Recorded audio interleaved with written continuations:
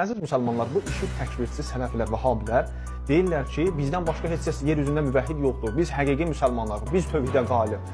O cür ki, gərək Allahı tanıyanlar heç kəs tanımır bizdən başqa.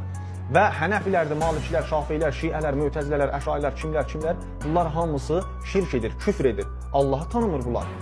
Deməli, bunlar deyirlər ki, ümumiyyətlə gərək bütün insanlar, bütün müsəlmanlar bizim əqidədə olalar. Biz iman etdiyimiz şeylərə gərək bunların da əqidəsi olsun, iman etsin. Bunlar deyirlər ki, Allah ərşə istiva edirdi. Allah orada ərşin üstündə oturubdu, göylərdə və orada da bir kürsünün üstünə oturubdu, ayaqlarını da bir yerə qoydu, qədəmlərini də bir yerə qoydu orada. Deməli, əzizlər, bundan da artıq mürdar əqidələrinə biz əgər istəsək baxaq, biz gedirik Təbyinu Hizbil Müftəri kitabına. Həmən kitabda İbn Əsakir ən böyük alim, fəqih, mühəddisdir, əhl-i təsənnün alimidir. Bu işi təkfirçi sələflər və vəhablərdə ən yuxarı səviyyədə bunu qəbul edirlər. Deməli, burada Həmbəli məzhəblərin əqidəsindən danışır İbn Əsakir. 311-ci səhifəsində bu kitab Darül Kutubil Ərəbidə Beyrutda çap olundu 1404-cü ildə hicrət ili ilə və 3-cü növbədə çap olundu 1-ci cildində 311-ci səhifəsində. Deyir ki, və innehu yenzilu bidatihi və yeteraddadu ala himari.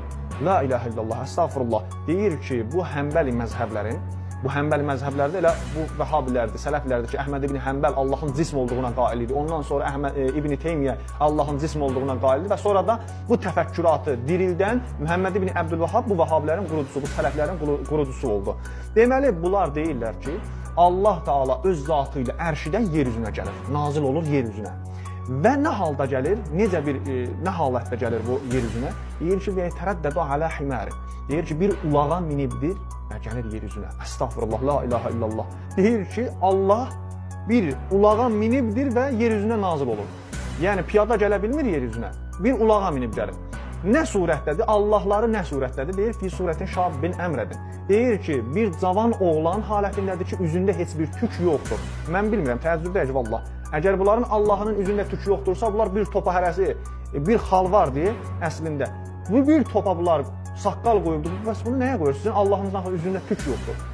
Bir şərin qatat və başının tükü də fırfırad, yəni pırıq-pırıq başlı, belə-belə başlarının tükü olur, elə bir şey. Və əleyhi təəzzün yəlməv. Və deyir ki, bir nurani tacda başında vardı bu Allahın və iki ayağında da qızıldan ayaqqabı vardı. Siz işit təkfirçi sələflərin, vəhabilərin tövhidiniz budur. Belə bir Allaha iman etmişsiniz, əqidə etmişsiniz, bütpərəstsizsiniz. Əllama Hilli, Allah rəhmət eləsin, buyurur ki, bu əhli təsənnündən, yəni həmən Həmbəli məzhəbləri deyir.